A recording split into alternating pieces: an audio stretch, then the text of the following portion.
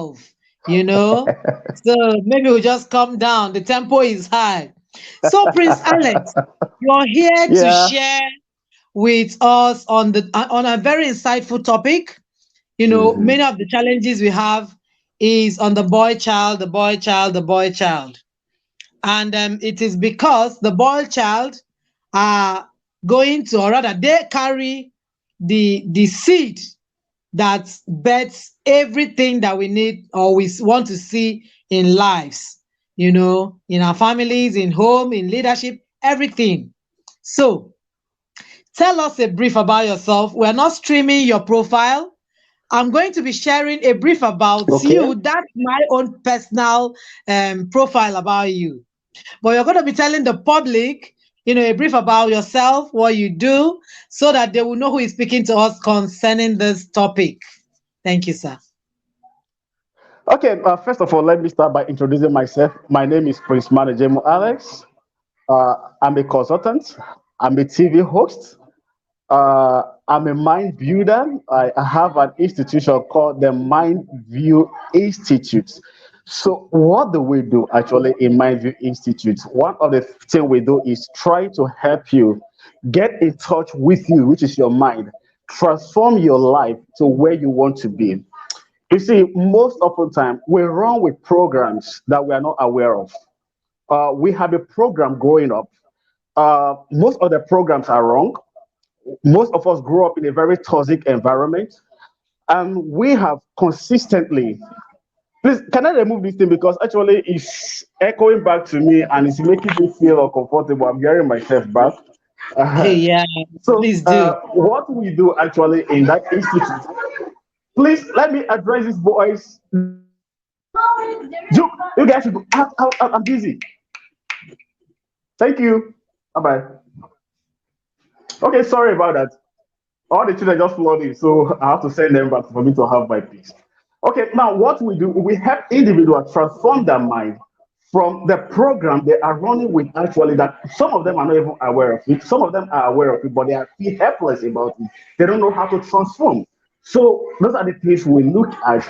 And also one of my major uh, passion is the boy child.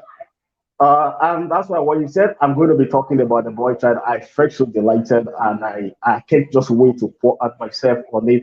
Because why? When you talk about the causes of damage of the boy child, I was once a damaged boy child. So I'm going to be making my stories, how I'm able to transform my experiences and everything. That's what I'm going to be teaching. That's all. Thank you so much, sir. It's good to have you on this platform. And I know how tight your schedules are. And then you also had to, you honor this invitation by being here. We don't take it for granted at all. Thank you for being here. We will leave the stage for Thank you. you. The floor is yours. My pen and paper is here with me because I'm raising three boys and so many other. This is just my biological and so many other spiritual sons, you know, and all the sons around me. So the floor is yours. The next time you see us, you'll be rounding up. Thank you. Okay. Thank you very much. Hello, everyone. I have already introduced myself, and I have been listening to this all the speakers on this platform. 20 speakers on this platform, and what are they trying to do? What is everybody trying to do? Actually, to equip us how we can actually become a better parent, to be a proactive parent in the 21st century because parenting is a very huge business. How will I put it? It's a full-time business. It's not a part-time business. Many of us go into parenting. Actually, we are not equipped. We thought we were. That is the irony. We thought we were. But until we get into it, we discover that we actually weren't prepared for it. And I will give it up to the organizer of this conference because if you were to pay for this conference, you know how much it will cost you to be in this conference, but you're getting it free.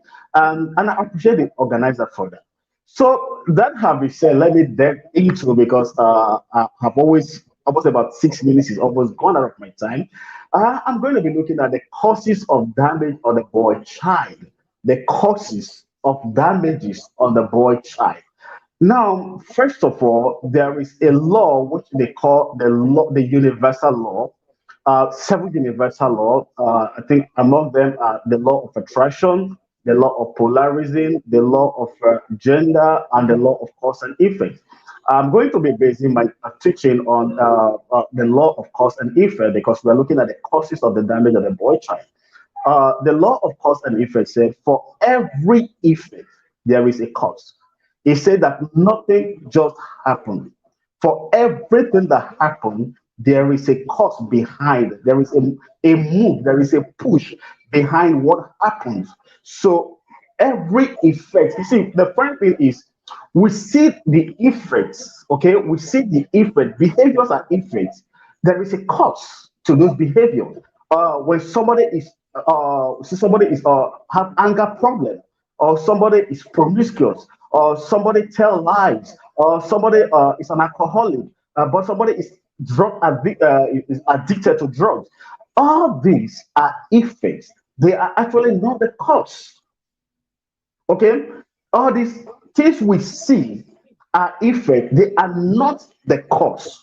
So we are going to be looking at the causes of the damage to a boy child. Now, let me say this. Why are we particular about the boy child? Now, no matter how well you try to raise your girl child, many movements have actually started up because of how insensitive men have become towards the female folks.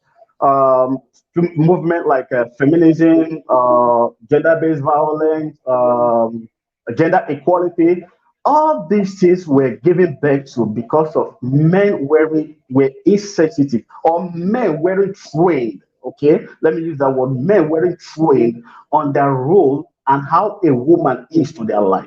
So they say when you don't know the purpose of a thing, abuse is inevitable. So we begin to abuse it, and people who think, oh no, we shouldn't be treated this way. We're created to be treated this way. So they started forming all this movement, and I would say categorically that those movements actually cause more harm than the problem that is trying to solve because most of the approaches applied in that movement actually were completely wrong.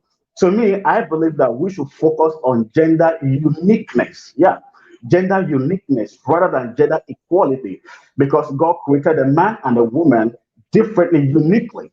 The woman have her own strength, the man have his own strength. The man's strength is in his muscles, and the woman's strength is in her softness. So those are two unique things. The man's strength is in her masculinity. The woman's strength is in her softness. If you want to influence a man as a woman, go soft on the man. You will have him. If you want to influence the woman as a man, you want to show that how your muscle have your strength can protect her. So you have her. So those are actually most of the things that we mix up in those movements. Now let's look at the man. The man is an advanced stage of the boy child. When you say we have is a man, that means he have transformed from being a boy to becoming a man. So that's in so doing, we say, oh, he's a man. But let's say this also that man also have to do with function than the state of being. If you say, oh, he's a man, but he doesn't behave like a man, you are not a man. That means he has the features of a man, but he doesn't function like a man. Oh, be a man, man. Man doesn't just have men behave. Man doesn't behave. That means you have the feature, you have the beards, you have the muscles, you have the deep voice like a man, but your function doesn't tally what is expected of a man. That's why somebody would say, "Oh, behave like a man." But also, let's get note of this that a dysfunctional boy child will also grow up to become a dysfunctional adult child. A dysfunctional boy child will grow up to become a dysfunctional man, except something happened. He was able to transform himself, like I was able to transform myself from being a dysfunctional boy to a functional boy to an extent. I'm still working on myself. Okay, so whatever a boy was, there is probability that he will grow up to become like that, being a man. If he was a functional boy child, he will grow up. There's probability that he will grow up to become a functional boy man. But if he was a dysfunctional boy child, he will grow up to becoming a dysfunctional man. That's why the Bible said, "Grow up, teach." Train up the child the way he will go. When he is old, he will not depart from it. If that make him to be a functional boy child, so that when he grow up to become a man, he also will become a functional man. Okay, so by and large, as that have been said, um,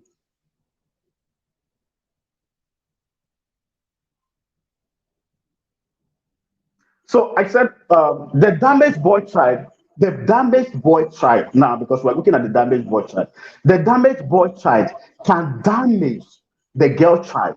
Now we spend so much time, so much effort in building the girl child, telling the girl child how to behave as a wife, how to behave as a woman. But who is she going to be in the relationship with? Man, of course.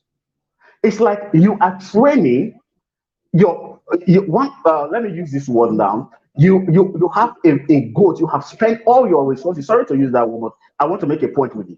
You have a goat. You have spent all your resources. That you give the best food to this goat. You make sure the goat sleep in a very nice environment, and all of a sudden you release this goat into the midst of wolf, into the midst of lion, because that is what we do. We train our girls and we release these children into the midst of lions. Who are the lions?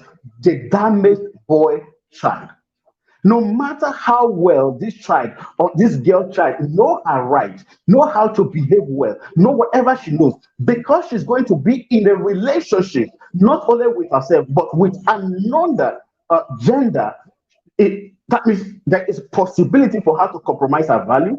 There's possibility for her to lose her guide. There's possibility for her to compromise her standard because she is in love.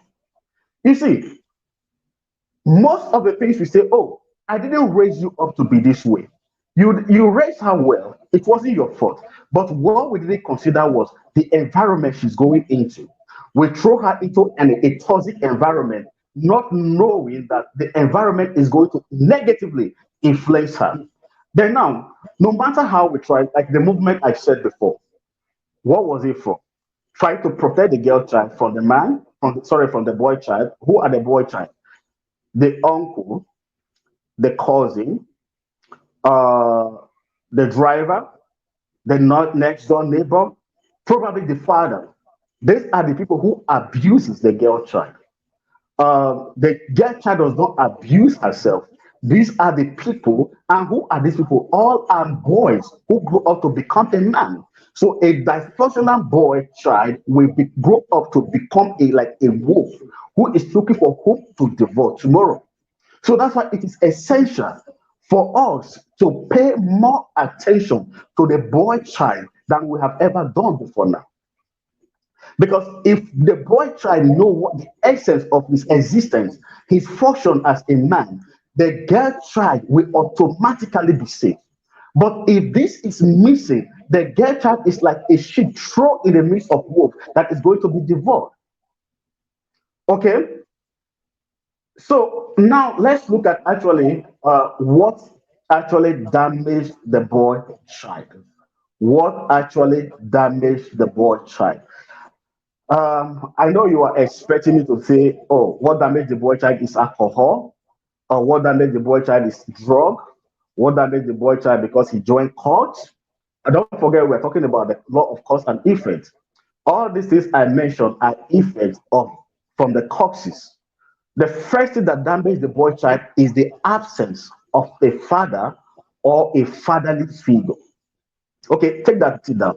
The what damages the boy child is the absence of a father or a fatherly figure. Now, whatever a boy child is going to become, whatever he's going to learn from, there are some certain things that a boy child can never learn from the environment of women or from the group of women.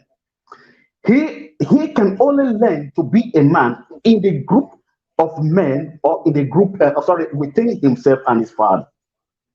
That's why it is very essential. If you are a single mother, you listen to me right now and you have a child, and I will advise you, look for a male figure for that boy child. There are some certain things that you cannot teach this boy. There are some certain things. How to be a man is the most confusing stage that a boy child have ever gone through. And more so, how to be a father when he becomes a man confuses him more than anything else. Now, they say you can't give what you don't have.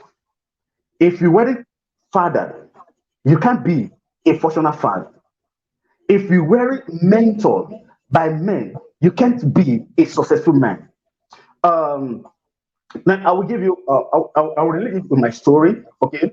When my wife was pregnant, or actually, he was pregnant with our child, and at the same time, I was very excited. I'm going to be a father, but I was consumed with one fear.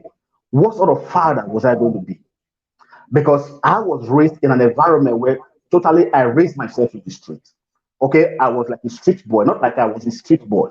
So I never had that fatherly companion, let me say parental care. Let me put that word, parental care. So virtually, I grew up in the street. I raised myself in the street, and most of the things, most of the social vices I got myself involved into, I got it from the street because I didn't even know what it takes to be a man, and that fear consumed me so well that I sometimes I don't sleep because I remember in 2020, I wrote down in my diary that what I want to become, I want to be the best. I want to be the best dad to my children, the best that I could be, and the best husband to my wife, the best I could be. But now I'm be face to face with the task, becoming a father. So the fear consumes me. What sort of father are you going to be? Are you going to be an assertive father? Are you going to be unemotionally available father? What sort of father are you going to be? And as I think about this, the more the fear gripped me. So one morning I woke up with the same fear. Okay. And I heard God spoke to me clearly. He said, however you wanted your father to treat you, treat your son like that. And it was like a big relief for me. And immediately I grabbed my pen and my paper. I began to write things down. How would I have loved my father to treat me? I would have loved him to do this to me. I would have loved him to do this to me. I would have loved him to do this to me. These are the things I would have loved him. The list were endless. I started writing them. I started writing. I wrote profusely for over 5 hours. I was still writing. I was writing. I was putting them down. I was putting my no, my wife didn't even know what was happening to me. I was putting them down, and after putting them down, that was a deep sigh of relief inside of me. Now I knew I'm ready and prepared to be a father. Okay, and that was my own experience. Now, why was the fear gripping me? Because I was about to give what I was not giving as a child. This is the reason why many young girl boys will run away and abandon their family, abandon their pregnant wife, and run away. Not because they don't love their wife, not because they don't want the child, because how to be a father have put them in a state of confusion. So the next thing is they will run away. And we begin to think, oh, he's not a man. He doesn't know what it means to be a man because he was not trained to be a man. Peter says, such as I have, I give I unto you. So how will I become a father? And even if I pretend to become a father, I'm going to raise my child. I will not be emotionally available. Because there is nothing. You see, when I talk about the absence of a father, I'm not talking about a father who is not within the environment where the child is growing up. Some fathers could be in the environment, but they are not available emotionally. They are not involved in the life of this boy. They don't see it as a responsibility. They didn't position themselves as a mirror that they will teach this boy of what it takes to be a man. Because the boy child is looking for whom to mirror how to become a man. Now, if you don't teach him that, if somebody else will teach him something else outside. Now, when I was in 26, sorry, I say 1996, thereabout, yeah. I wanted to get admission into the university. Why? Because I wanted to be a man. Be a man in what essence? Not to go and get a degree. Because to me, having a degree have no correlation of being a man. What will make you a man is when you become tough, when you are a cultist, when people fear you. Okay? And I wanted to do that because that's why we see boys, you think they leave the house, they're very quiet. Now, they are confused about their identity. I'm a man. What makes me a man? What is the process of being a man? What does it entail to be a man? So they have these questions in their mind. They have this state of confusion in their mind. Now, I think TJ said, um, boys don't succumb to peer pressure, not necessarily out of weakness, but out of uh, what do you call it? Identity crisis.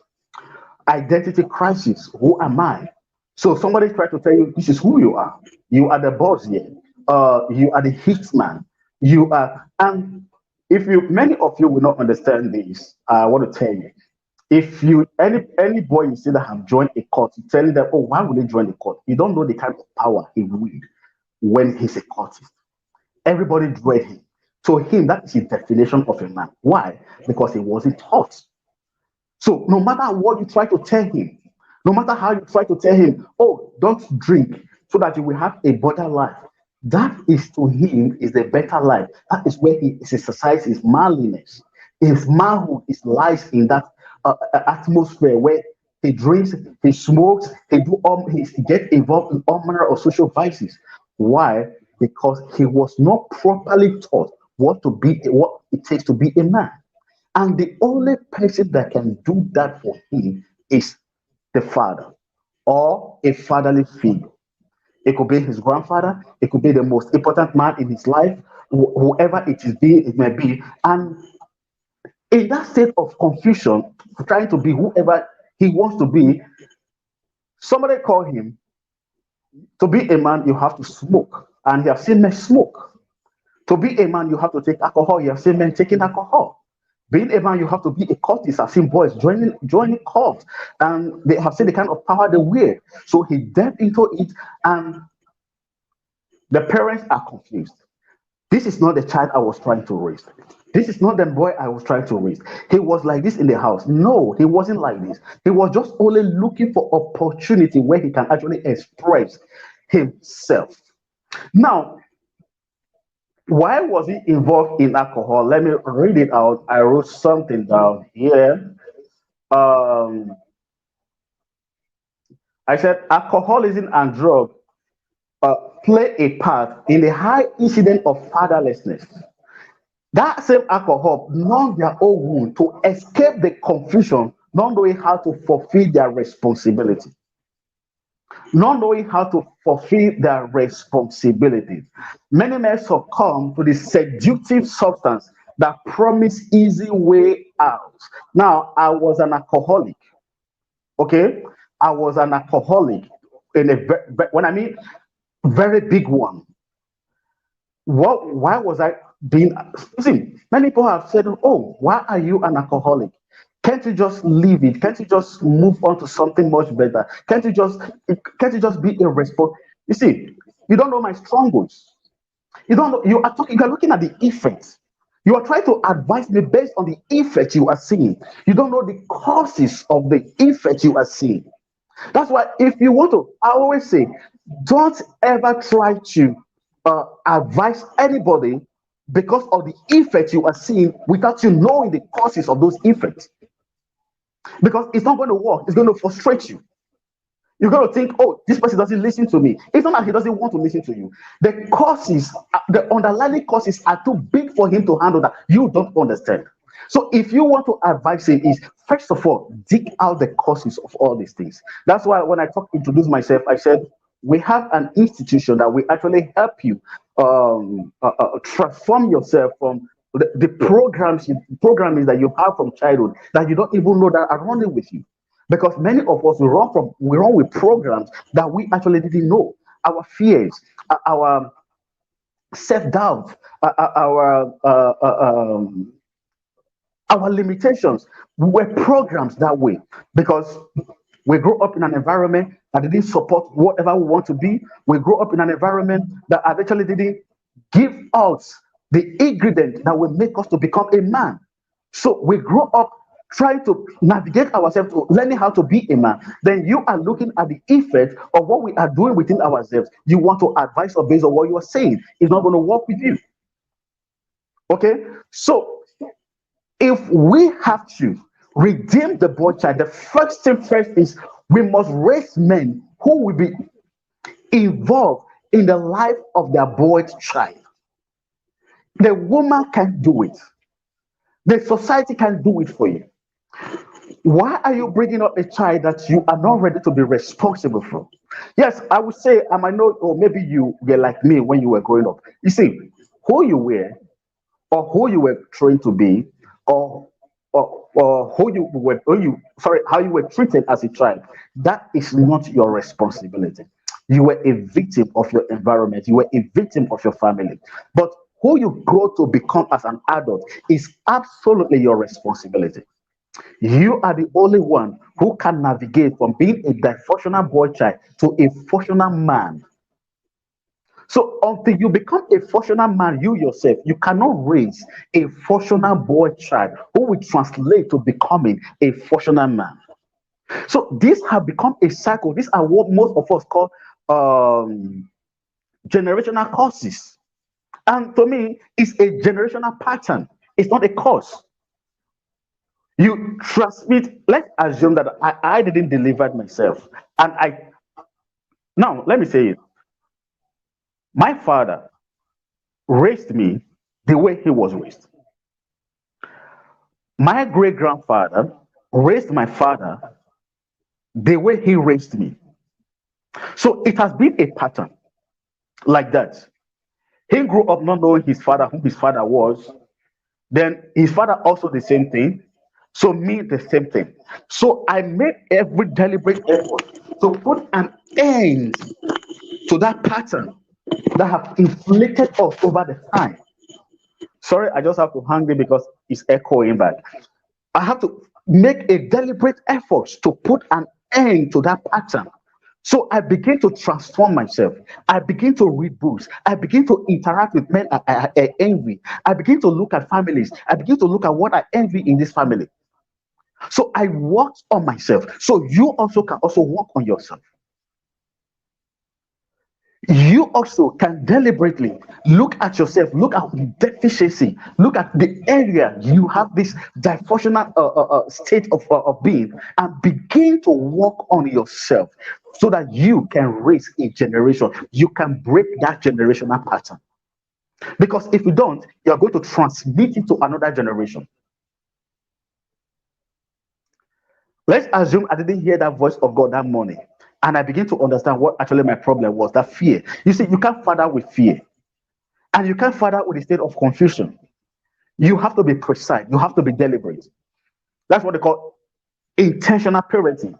You have to be deliberate about when you are giving. You see, let me tell you about the role of a man in the house. The man is the lawgiver. The man is the law enforcer.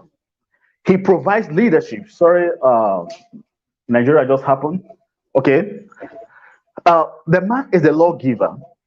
The man is the law enforcer. He provides leadership.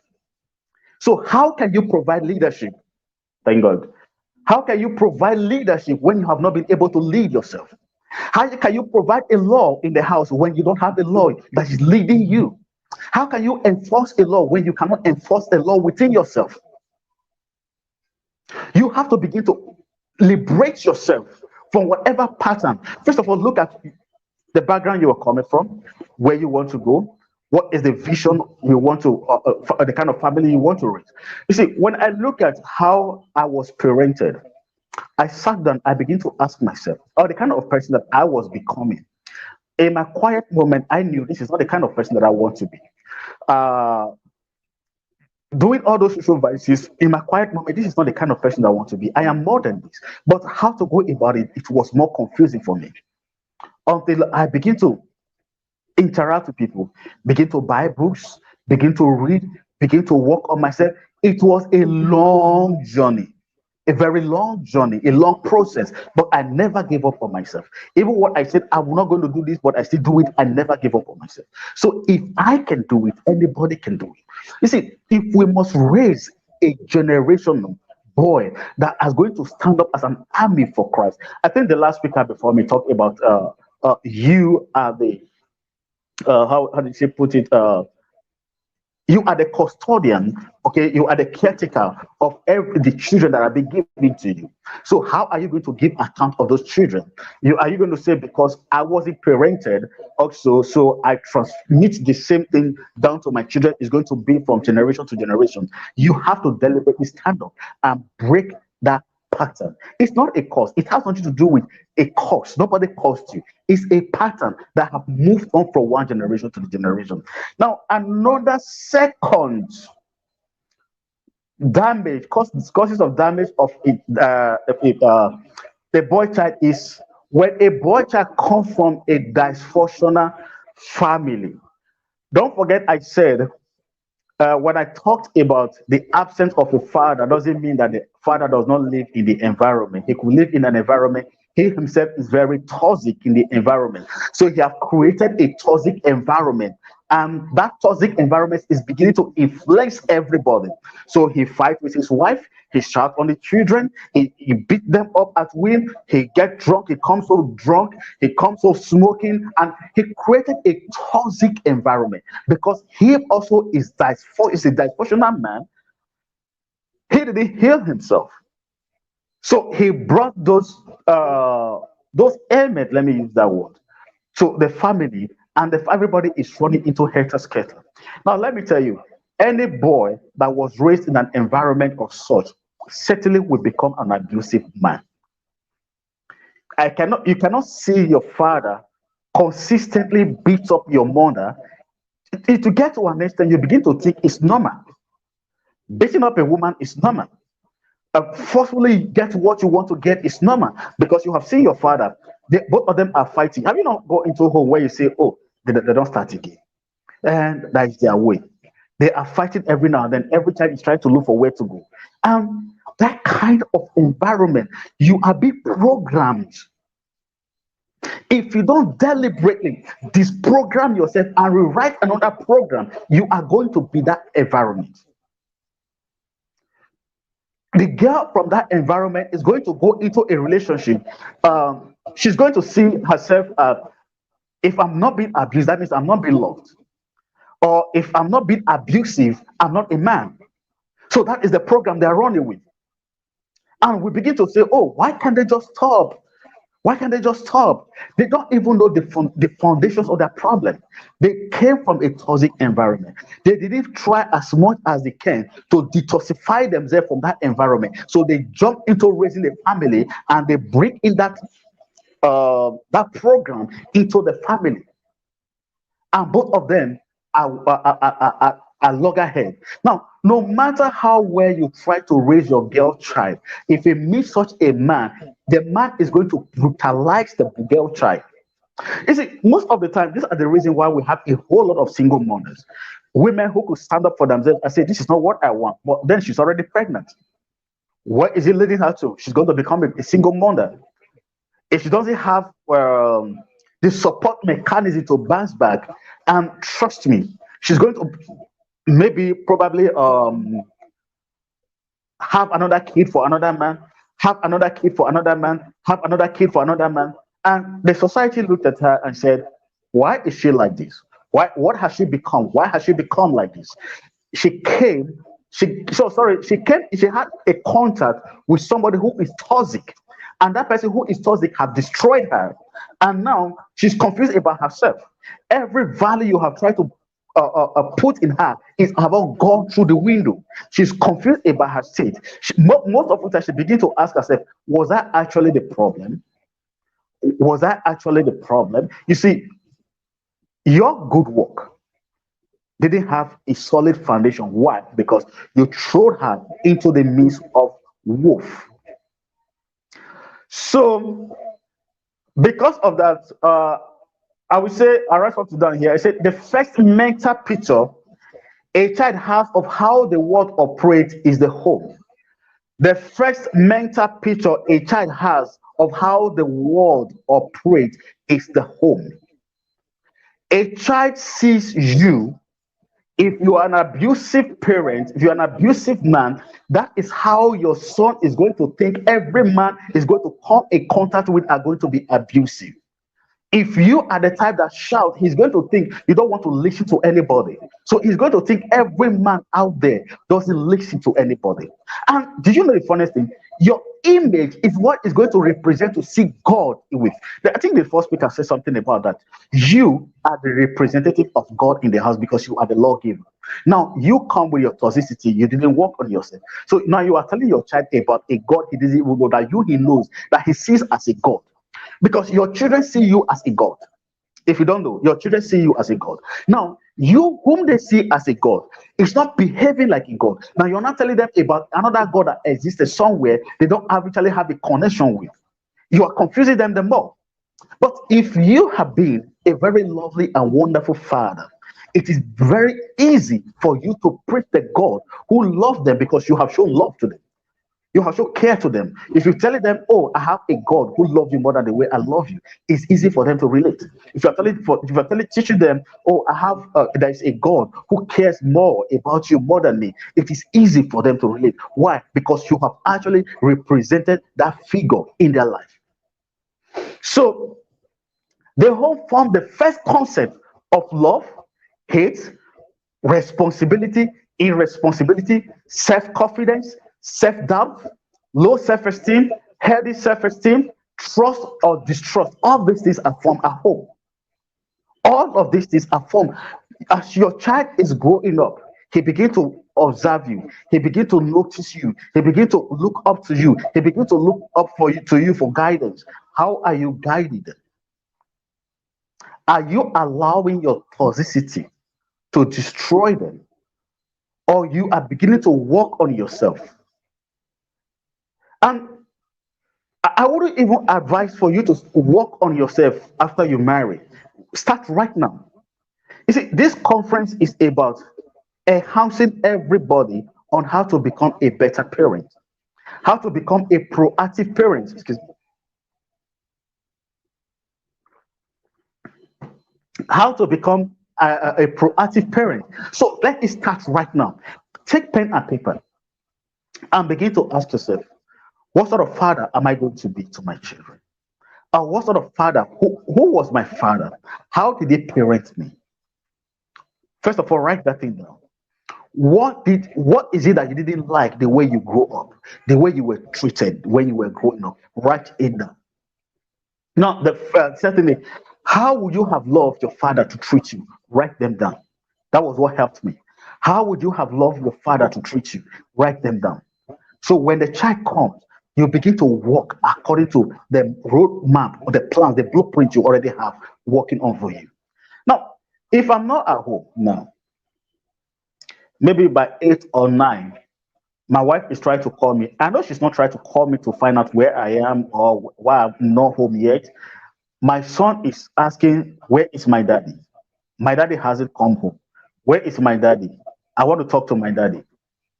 Then my wife will pick up the phone, call me. Your son is asking after you. Oh, son, I'm coming home very soon. Okay, daddy, and when you're coming, buy so for me. Okay, boy. Then if I'm not busy in where I am, immediately I will leave and come back home. Why? Because I have promised myself to be involved the best way I can in his life and every other child I'm going to have. So you as a father, note those things down. Now let's look at solution. I'm actually shooting my time. Let's look at solution. Number one, knowledge. Knowledge. Never try to correct a behavior you don't understand the cause. Never try to correct a behavior you don't understand the cause. You need knowledge first in who you are, knowledge about how you were raised, knowledge about your father, knowledge your great grandfather, how all of them is a generational thing. You have to have a that have raised you. Then knowledge about you as an adult at the moment. Who am I? What is my state of confusion? What are my strengths? I think other speakers have talked about self-awareness and every other thing. I think Adejo's actually paid mostly on those things. I think you should go back there and listen to it again. So knowledge about all these things. Then knowledge about the kind of father I want to be, I want to become. You have to write them down. You have to begin to work on it. Then uh, the second one is, if you have become a father or you are a single mother, this is for you. Expose him to a respectable man figure. That means expose him to mentors. Expose him to mentors. Like I said, you can't become a man in his life. Maybe, yeah, there's some event that happened. Maybe the man died accidentally, or he just japa, or whatever happened. You have to expose your child to a male figure. There are a lot of mentors out there that you can connect your child with. Let them mentor him, let them teach him how to be a man. You see, let's understand this. We can't undermine the importance of a man in a boy's child life. As anointed as Jesus was, when the Mary was pregnant of Jesus, Joseph had the mind of secretly leaving Mary because he come to his knowledge that he's not the one responsible for the child. Now, what happened was God said, no, your input is needed in raising this holy child. Your input is needed in raising this holy child. So you have to stick around. You have to be the father of this child. You have to teach him how to become a boy, how to become a man. Why didn't God say, this child doesn't need a man? So Joseph, you can go, let the Mary nurture the child by herself. And the child, God never had the intention of one parent raising a child alone. It was never his agenda. It was never in his program. So Jesus, most of the people that related with Jesus, they related with him based on, oh, the Joseph's son. Is this not the carpenter's son? They knew him to be the carpenter's son, not even as the Christ that we know him to be. So you can't deny your child the input of fatherhood. And if the father is still father, the father is ready to evolve. Please and please, you see, most of the time, this thing is not all about how we feel. It's not all about how hot we are. It's not all about our pain. If we follow our pain, we will destroy the next generation.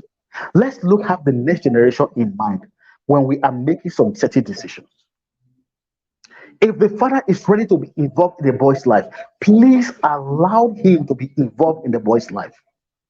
And if he's not ready, if you have a father that you look up to, you know your father is able, uh, allow the boy child to spend more time with your father or your uncle that you can trust. Because that is when the child begins to learn what it takes to become a man. Okay? Then, number two, teach the boy child to be expressive in words than to be expressive with fists. You see, let me explain this. We are trying to raise a boy child, and we have started telling the boy child, oh, don't cry, you're a man. Oh, don't, keep quiet, men don't talk. Oh, why are you talking like a woman? It's only women that talk like this. You see, you are setting the boy up to become an abusive boy child in future. If a boy does not learn how to communicate with you effectively, he won't be able to know, he won't know how to communicate his feelings. You see, most of the causes of violence that we are trying to work against is because the boy didn't know how to communicate his feelings appropriately. So what happened is he leads to violence. He either communicates in words or he communicates in fists. So teach the boy child how to express himself in words. Even if you think what he's saying doesn't make sense, listen to him. Teach him how to express himself in words. Whenever anything happens, let him explain himself. Teach him how to explain himself more better. than for you to try to make him to become a man. Man, don't talk. Just keep quiet. Why are you talking like a woman? Never use that word on a boy child. Allow him to express himself. Most of the time, we stifle up the voice of the boy child, and at the end of the day, we cry. You see, the confusion about the girl child is they don't even know more about the men. The confusion of the girl child, they don't even know more about the men. Every story the girl child have ever heard about the man, she heard it from the woman. And most often times, those women tell the story based on the experience they had with their relationship, in their relationship with another man. Maybe if the man they had a relationship with treated them badly, so they are going to talk in the angle of that with that man to the doctor. They're going to tell the doctor the negative side of a man. This is who the men are. No, girl, don't allow a man to take advantage of you. Your father did this to me. You see, you are actually destroying that child.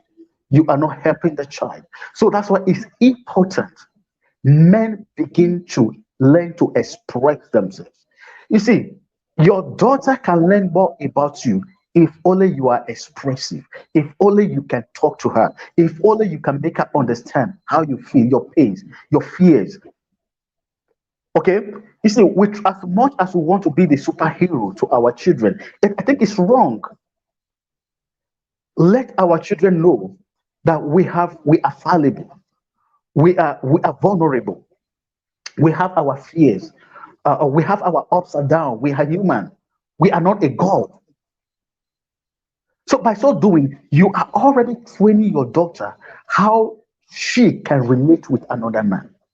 But if this is absence, it's going to confuse your daughter the more what the man was look like.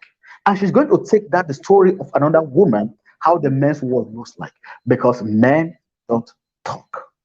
Men don't talk. Now, fourthly, they will say your child is not your friend. Yes, I agree. Your child is not your friend, but you can use friendliness as a tool to get to your boy child, to get to your children as a man. You see, most often time, we men, we come home, we become like a god, a deity that is above everybody, just come and worship and bow down and disappear.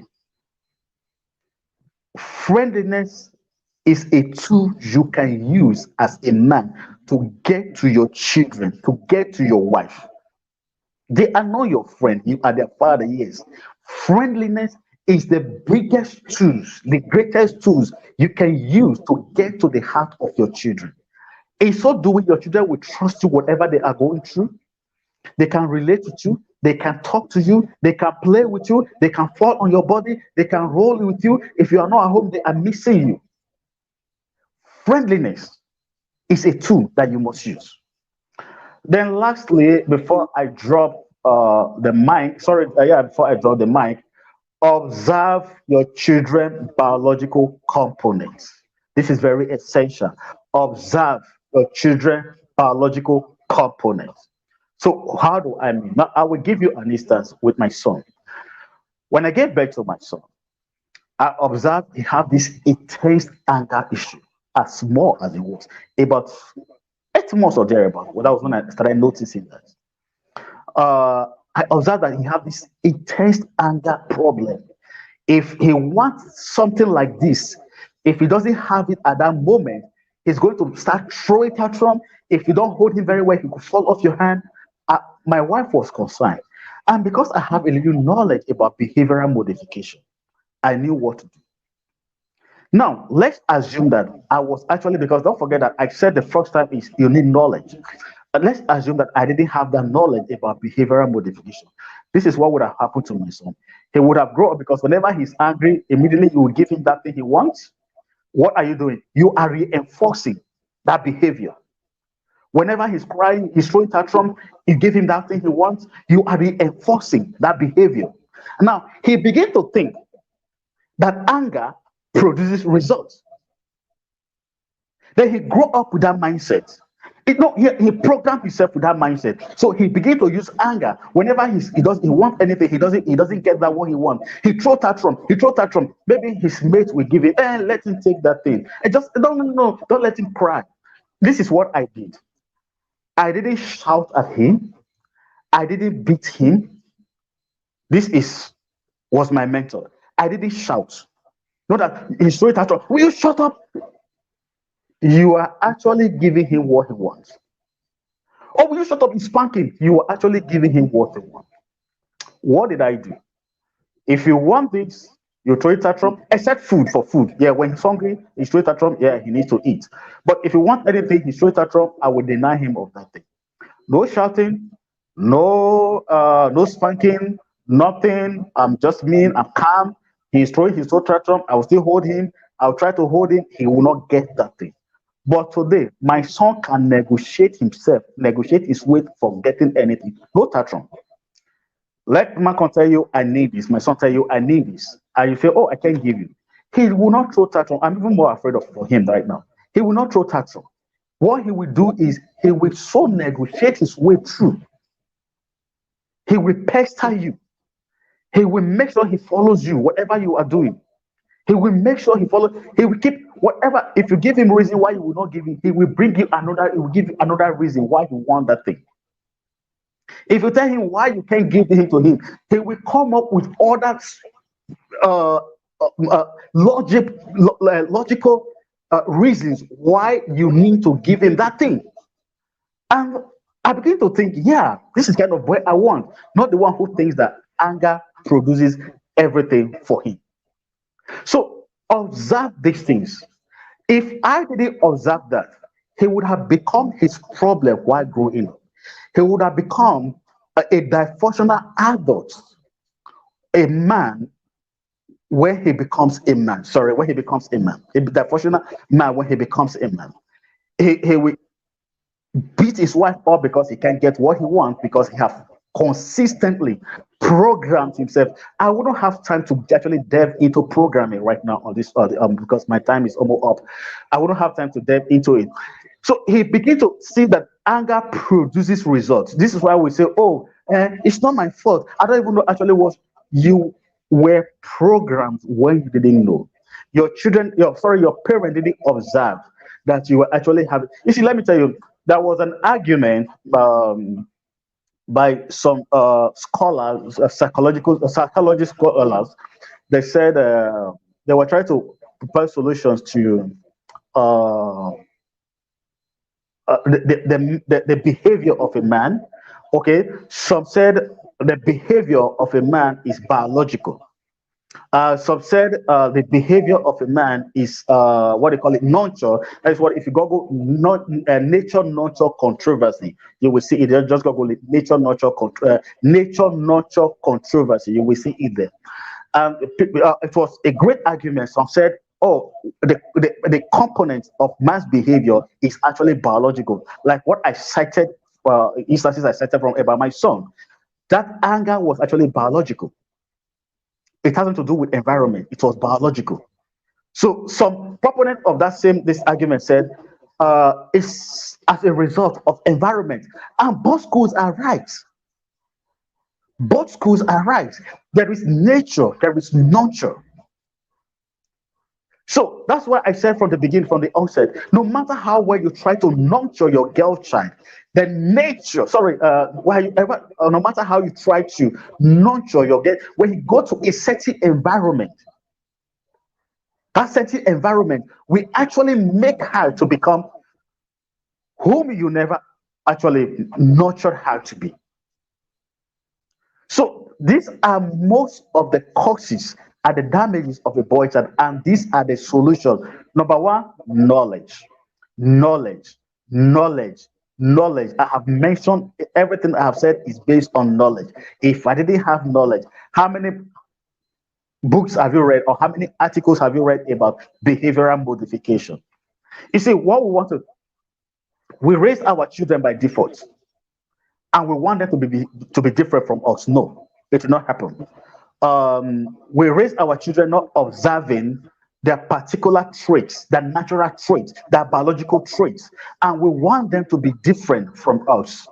If I have anger problem, I would have been spanking my son if I have not worked on myself. If funny enough, my son is just like me. I have that quick, hot temper to throw tantrum and everything. I have it.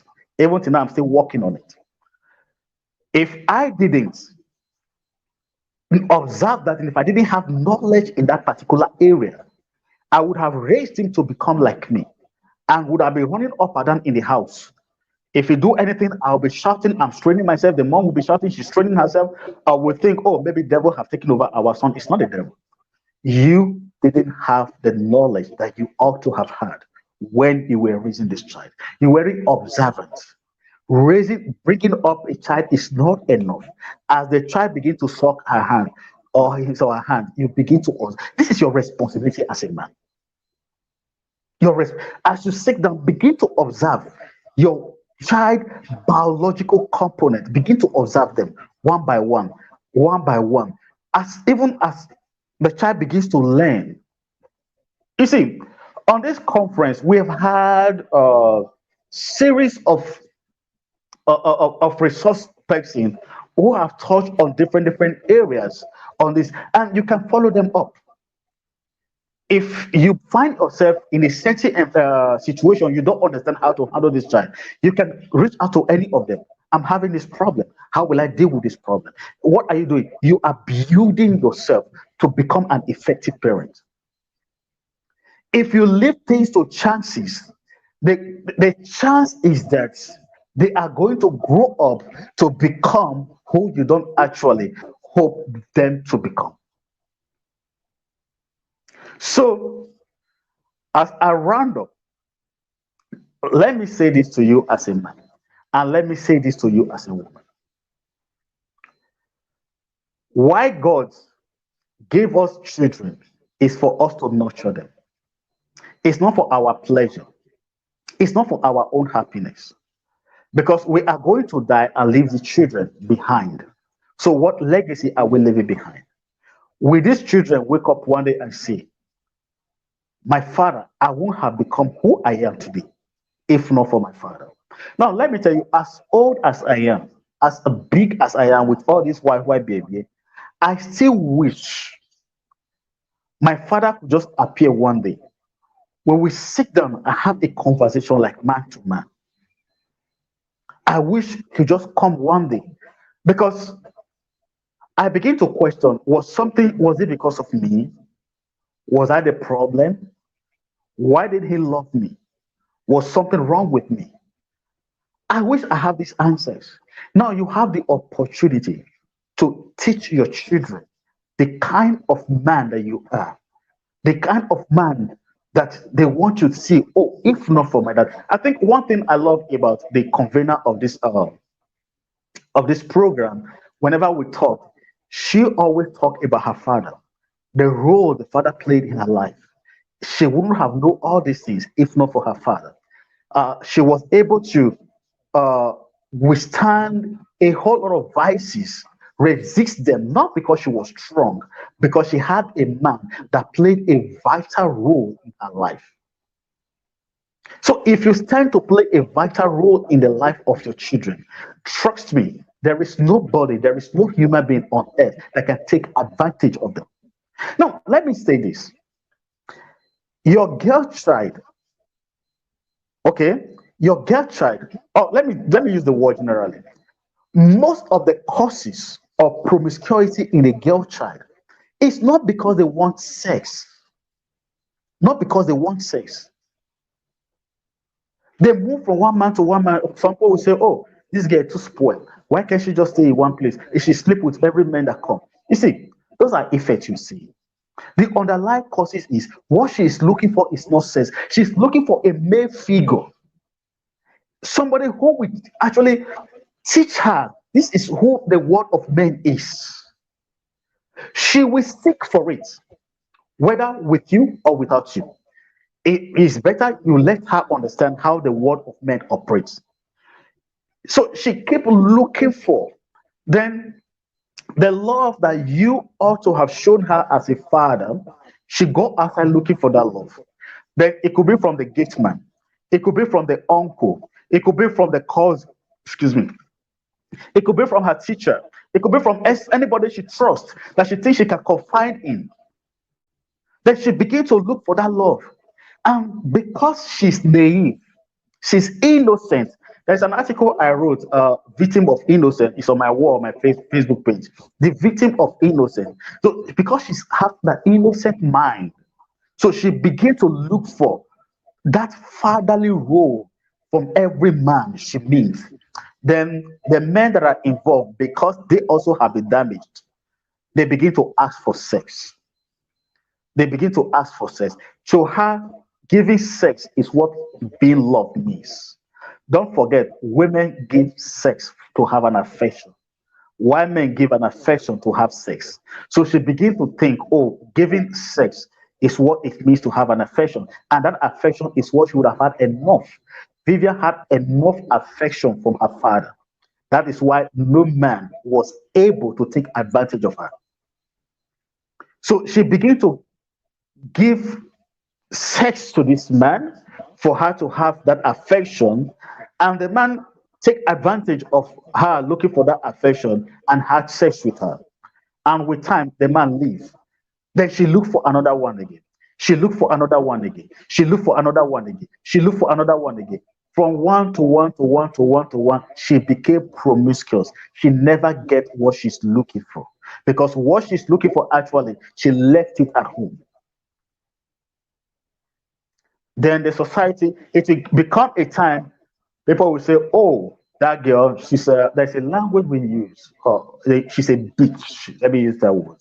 Because it will get to a time she will begin to understand that people have taken advantage of her so much that she begin to grow to become something, to begin to resist anybody that want to take advantage of her. Then we will begin to label her, because what we are seeing are the effects of what uh, of forgetting the causes of all these things. Those are as a result of the father failure. Result of the father failure. Father figure. You see now, it doesn't only affect the boy child, it also affect the girl child. You could understand the importance of a man in a home. The importance of a man in a home. The man is the one. You see, the first day when God created the man, He gave him also much. He gave him the law. He gave him everything. Oh, He's the giver of law. He's the one to channel this law to everybody that He come in contact with. He is the one to do this. He's the one to do this. He's the one to protect. He is the one to fight. He's the one to do this. Why? For what? Because it is what God had put into him. So when men begin to fail, I think I did a program was on my birthday. I said why men slept and the enemy came and so ties. What we are seeing is as a result of men's failure. The social vices, the crisis we are seeing is as a not as a women's failure. It's nothing to do with women, because women are ought to have be under an umbrella of a man. She's supposed to be protected. She's supposed to be nurtured. That is the duty of a man, to nurture the wife, to nurture the woman. That is what the responsibility that God gave man, not to brutalize her, not to puncture her, not to see her as a punching bag. Why? Because he have a problem within himself. So women would it's time for us to begin to rise up and begin to take our place. That is when let's wake up from our slumber. We have been sleeping all this while. We have actually, yeah, I understand. If somebody like me can wake up and become who I am, I'm not saying I don't have my struggle still. I have my struggle. I'm still becoming better.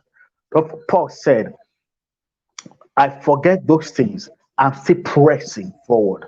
I'm still pressing forward to apprehend that thing in which I was apprehended of. So I'm still pressing. I still want to become a better person. I move from one level to the other. I'm pushing. And I have taken it upon myself to begin to teach young men how you can actually become a man, irrespective of what you have done or what has been done to you. So, men and women, see, no, let me talk to the man now. See yourself as the lawgiver, as the shield. You see, there's what they call an umbrella. Okay, an umbrella. You see yourself as that umbrella that your wife, your children stayed under, and they are safe. And they are always happy to come back under other umbrella, irrespective of where they go. They always like to come back under that umbrella because under that umbrella there is safety. Under that umbrella there is no threat. Under that umbrella there is affection. Now, many women want an affection from. I think I was talking to the coach Vivian. I said women look for affection from a man who doesn't even know what affection is. All his life, he doesn't know what affection is. Then you are looking for an affection from that man. And funny enough, you're not going to get that affection. And that not getting that affection is going to frustrate you. Why is this man? Because women feel loved by by some deep level of affection being expressed towards them. Okay, and when they are not getting that kind of affection, they begin to feel this man doesn't love me. I don't think this man loves me. Because why? I'm not having the kind of affection I want. But you never realize knowledge. You never realize that him himself does not even have an affection. He have never been given. He doesn't even know what affection is like. How can I give what I don't have? How can I give what I